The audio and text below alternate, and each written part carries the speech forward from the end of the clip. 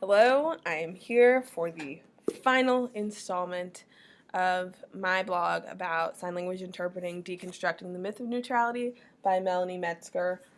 This is the end of the book. Hallelujah. It was a very good book, but it's been a long day. So this is chapter 5, and she's concluding and talking about the interpreter's paradox.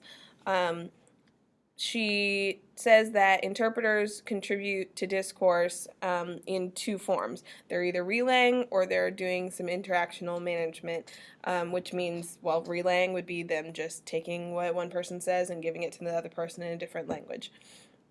And interactional management is sort of the extra non-rendition stuff that's allowing them to make sure that every person is heard in the correct order. So it used to be that neutrality was like the cornerstone of equivalence, but if information that would normally be accessible in an interaction is not there, and the interpreter doesn't fill it in for the participants, there can't be really equivalence in that because, the deaf person or the hearing person is not getting information that they would be getting in another situation. So if the interpreter doesn't have the opportunity to make their presence known and to attempt to bring these two people together in the interpreted encounter schema, then there's going to be some interactional problems. And we saw in the two examples of the hospital visits that there were miscommunications in what exactly the interpreter was there for. So sometimes it takes an interpreter-generated rendition for the discourse to really be completely equivalent. If the interpreter never butts in and says what needs to be said or says what's missing out of the discourse, then it's not really fair. Certainly it's not fair to the deaf person, but it also in some cases cannot be fair to the hearing participant who maybe just doesn't know culturally or systematically what an interpreter does, what deaf culture is like and stuff like that. So she mentions that there are 3 implications for this: turn initiation and voice recognition. Those are 2 things that are kind of at odds with each other. So basically, turn initiation in sign language is, a movement of shoulders. And so we know this person is talking about, we're talking about her or we're talking about him, and that's that placement in space, where if I'm talking about 2 people, my sister and my brother, when I'm talking about my brother, I'm here, and when I'm talking about my sister, I'm here, and so that's indicating continuously who I'm speaking about. But in English, in the hearing world, we don't talk like that. We say my sister or my brother, or when multiple people are speaking, we understand them because their voice intonation, and so those things are kind of equal for the 2 languages, but they sometimes don't make sense to the other speaker, to the opposite speaker of the language. So for a person that knows sign language, or a deaf person that knows sign language, they don't get the voice recognition piece because they're deaf. And then so for the hearing person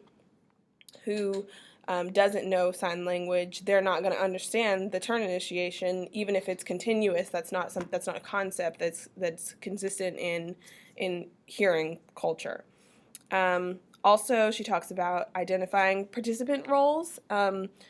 So basically, who gets to introduce the interpreter, how that person is introduced. So like in one of the situations, the interpreter comes in and there's 3 options. The interpreter comes in and the deaf person introduces the interpreter to the doctor through the interpreter. The interpreter introduces him or herself, or the doctor introduces the interpreter to everybody. So that's, the last one is a little bit weird. Doesn't really make sense. But the other 2 are kind of options for how it can go. And she talks a little bit about how it can sort of show who's in charge, or what the conversation is going to revolve around. Because if the deaf person introduces the interpreter, it kind of shows that this person is here as a part of service for the two of us, or for me in particular, and so I'm going to introduce her or him. But then if the interpreter introduces him or herself, they have to kind of decide, well, do I introduce myself to the deaf person first and then the hearing person, or do I do it simultaneously? And so that kind of causes some problems with, like, who is more important, who is important enough to get the introduction first, who am I addressing first, and who's got the upper hand in this situation. Because if you're talking to the hearing person first, then the deaf person is out of the loop for that time. But if you talk to the deaf person first, then the doctor is out of the loop for that time. So who's more important at that in that case? And so simultaneous communication also can cause some problems with being accurate, or being, well, I guess in that case, since it's a non-rendition, accuracy isn't the problem. It would just be more of making sure that both people are getting the right information, the most efficient information about what exactly the interpreter's role is. And then also she talks a little bit about how interpreters need to follow discourse conventions. So basically how a conversation goes between two deaf people and how a conversation goes between two hearing people. How can we make the conversation between one hearing person and one deaf person as close to a regular conversation as possible, which, knowing that it is probably not going to be that close, but working towards that. So she says, sort of concluding towards the end, that there are a lot of differences between discourse between people who know the same language and discourse between people who don't. And so first and foremost, she talks about pronouns and how they can be really confusing mainly for hearing people with the interpreter schema. So in sign language, we adopt the character of the person that we're talking about. So instead of saying, like, if I'm talking about my sister, so instead of saying my sister, my sister, my sister, we become the sister for the time being that we're talking about what she's doing or what she's saying.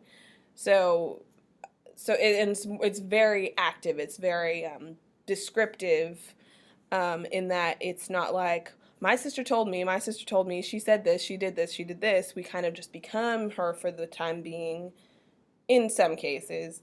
Or, like, if the interpreter is talking about, relaying what the deaf participant is saying, then they become the deaf participant for the moment. So instead of saying, well, she said that the baby hasn't been to the doctor in a while, they would just say the baby hasn't been to the doctor in a while, like the utterance was coming from them, which can be confusing for hearing people. Sometimes the hearing participant gets really confused about the source of the message, partly because interpreters do contribute to discourse, and partly because sometimes the hearing participant doesn't really fully understand what the interpreter is there for. So, like in the other example, the doctor asks the interpreter if she was the one trying to give the baby medicine, but because he thought that she was maybe a caregiver of some sort, and so he thought that her role was sort of an ally with the deaf participant, and also taking care of the deaf participant's baby, which is completely wrong, because the interpreter had just met the deaf participant just like she had just met the doctor. So interpreters can either use pronouns exactly how they came out, or they can use them in a different way, and so sometimes they address the interpreter and not the deaf participant by talking about them instead of to them. So the doctor would say,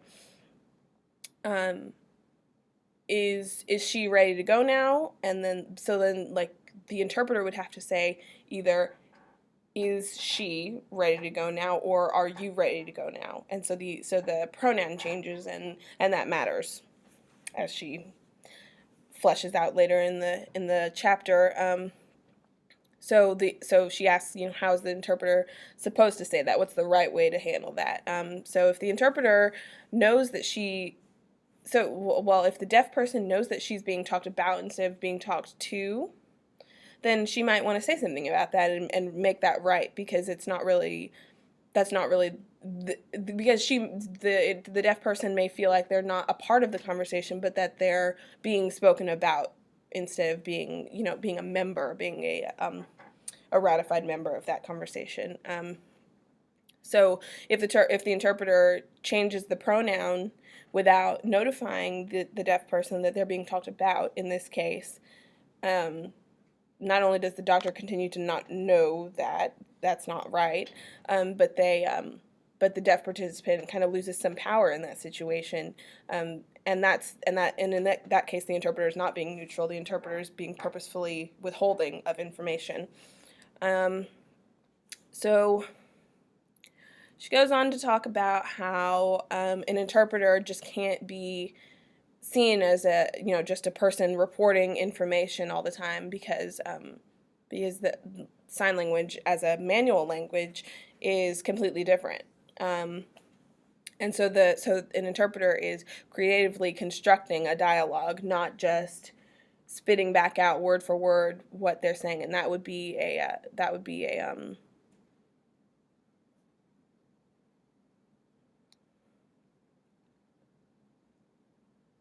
transliteration.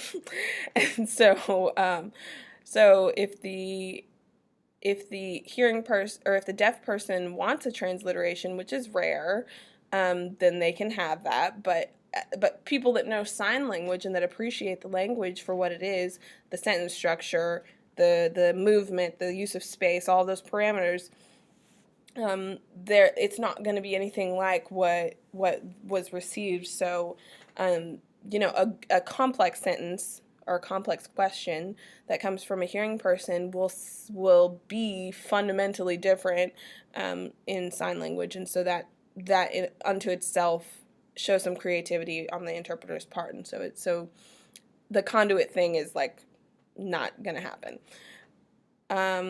Well, it could happen, but it could cause a lot of problems. So she just says that sign language is a really abstract language, and it drops so much of the powerless speech, the extra words, and adds some sort of activities, some show and tell, so to speak, to the description of what is trying to be said. And it is a beautiful language, and it's partly because of how direct it is at times, and it is also because it's really descriptive and it shows what's happening rather than just saying certain things, because brevity is key, but some things are just not a part of deaf culture, so they need to be acted out or expressed in a different way than would be expressed in English. So the final part, and this is like super interesting, Miss Metzger talks about how interpreted encounters are not dyadic nor triadic. They are two overlapping dyads. A dyad is a conversation between two people, and a triad is a conversation between three people, or an encounter between three people. And so she says that an interpreted encounter is two overlapping dyads. And so basically there is a dyad between the interpreter and the deaf participant, and there is a dyad between the interpreter and the hearing participant, but there's basically no dyad between the hearing and deaf consumers. And this is kind of different from other language barriers. Like if a person that knows Spanish or that only speaks Spanish and a person that only speaks English are attempting to talk to each other, or maybe even that have an interpreter, the expression of those languages is still spoken, and so it's a little bit easier to understand between the two, because like even if you don't speak Spanish, you can kind of pick up halfway on what exactly is happening. So things that maybe are really apparent when someone is speaking, whether they're speaking your language or not, are just sometimes not apparent between a deaf person and a hearing person.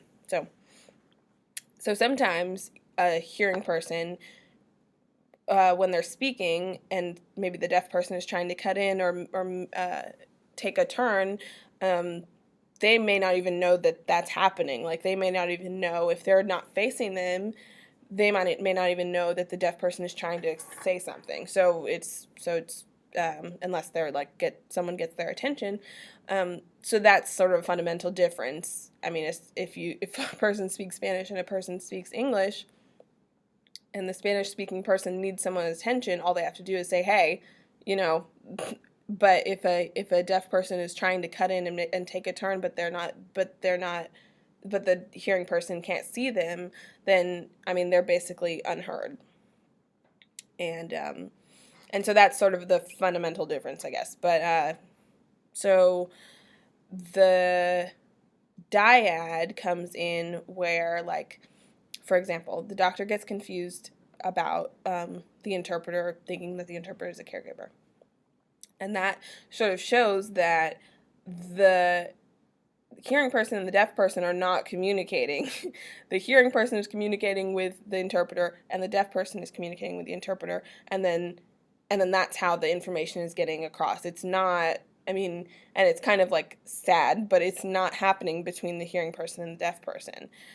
The hearing person, participant, and the deaf participant. And so she just says that there needs to be further research about that, and how to flesh that out a little bit more about how little information is being passed from the deaf person to the hearing person. I mean, they can see each other, but there's not much else.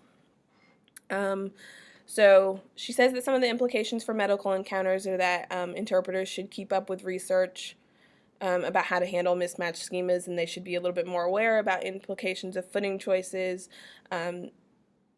Footing choices can really affect, like, shifts of power, and it can cause people to be a little bit confused about each other's goals or about the schemas of the interpreter, the deaf person, the hearing person, etc.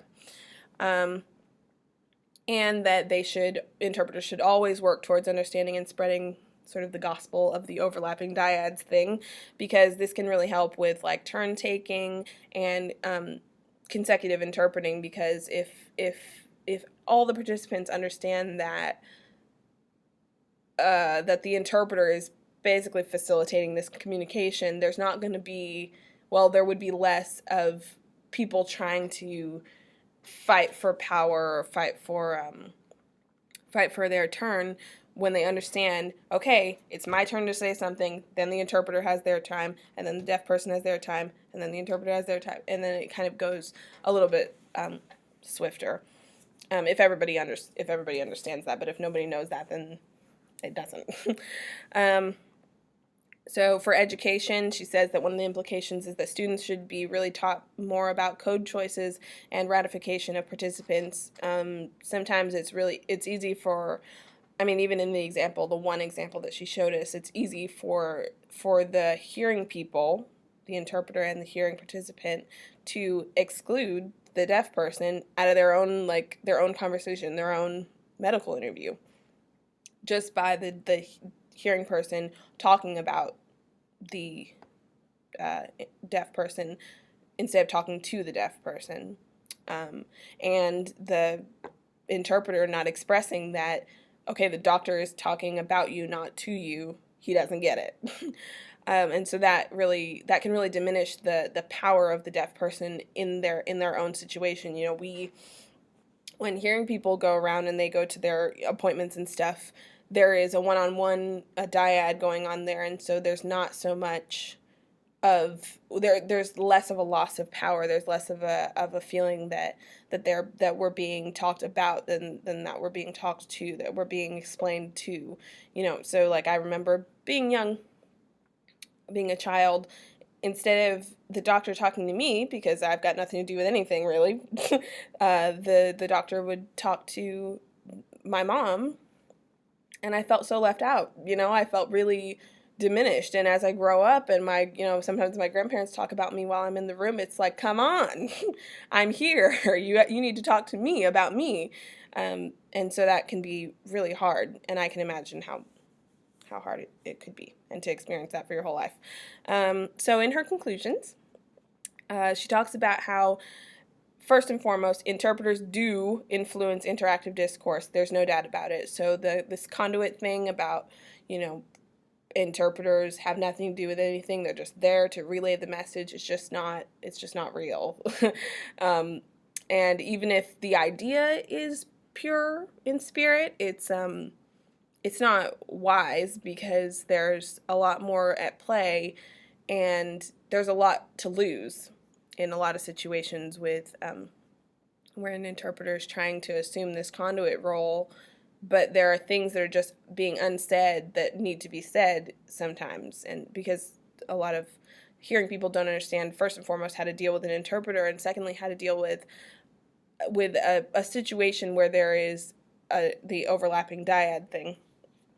So she also says that the interpreter has the power to influence the interaction not only through non-renditions or constructions of another person's discourse, but also through a misrepresentation of the source message footings within renditions. So I think she's talking about, sometimes we relay the message but say it differently, not even thinking about the implications of that. So the pronoun thing, maybe not clarifying what exactly the person means before we relay the message, it can really mean a lot. And I think this book has really helped me to gain an understanding of how important, how much there is to lose in every interview and every conversation that I will hopefully interpret, because it's really not right, it's not just or fair at all for a deaf person to not be 100% of a part of a conversation that they're supposed to be, half of, or for a hearing person to not really be 100% a part of a conversation that they're supposed to be half of. And so I think the overlapping dyad thing is a good idea, because